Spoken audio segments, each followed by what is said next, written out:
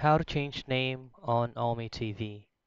Now, for your information, if we head over to the Ome TV website, right there, there is actually no actual settings or a feature that you can just simply press it on changing your Ome TV name.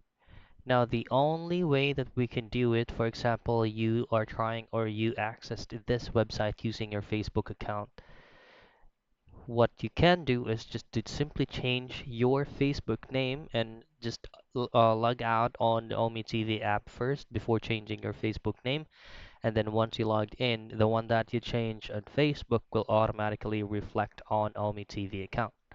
Now, same goes with the VK account.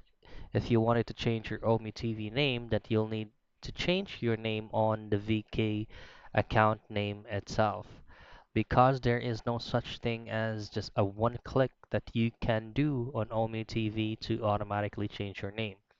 Again, for you to change your Omi TV name, just simply change your Facebook name if you are using Facebook account to log into this website, or same goes with VK.